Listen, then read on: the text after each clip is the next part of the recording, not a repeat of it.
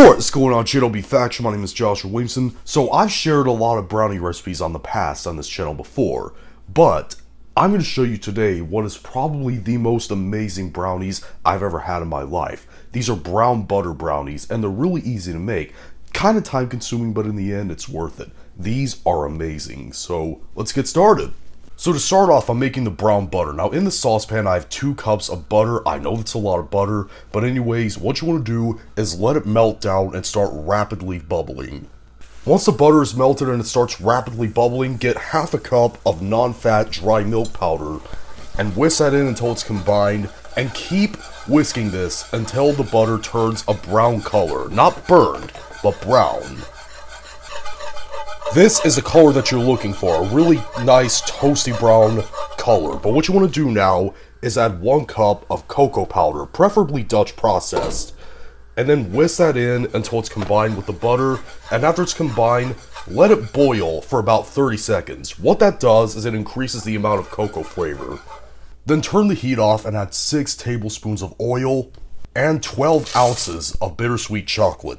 Then whisk everything in until it's all well combined and the chocolate is melted. And after that's done, what you want to do is let this mixture cool down to room temperature. Alright, so for the next step, in this bowl I have 6 eggs, and to that I'm going to add about 1 or 2 teaspoons of vanilla extract and 1 cup of brown sugar. And what I'm going to do now is whisk this a lot.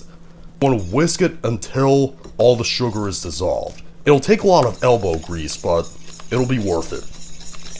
A way that you can test to see if the sugar is fully dissolved is if you grab some of the mixture and rub between your fingers, and if you don't feel any graininess anymore, that means that it's ready.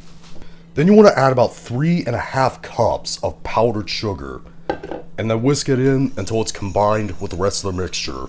Then add that chocolate and brown butter mixture. Remember, make sure that it's room temperature before you pour it in. And then whisk that in. Then add 1 cup of all-purpose flour, half a teaspoon of salt, and finally 2 cups of semi-sweet chocolate chips. Then you want to just fold everything in until everything is just combined. You don't want to overmix this. Then get a 9 by 13 inch baking tray, line it with parchment paper, and pour all of that batter into the pan. Spread it out to all the edges and corners and even it out, and then what you want to do is put this in the oven at 350 degrees Fahrenheit, which is 180 degrees Celsius, for about 30 to 35 minutes, or until you put a toothpick in the center of them and it comes out with a few moist crumbs. Not baked all the way through, but a few moist crumbs on it. That means that they're done. Alright, so this is what the brownies should look like when they come out of the oven. Now what you want to do is let them cool down for at least an hour and a half before you cut them into pieces. And speaking of that, when it's done cooling down, I will cut them into pieces and show them off for presentation.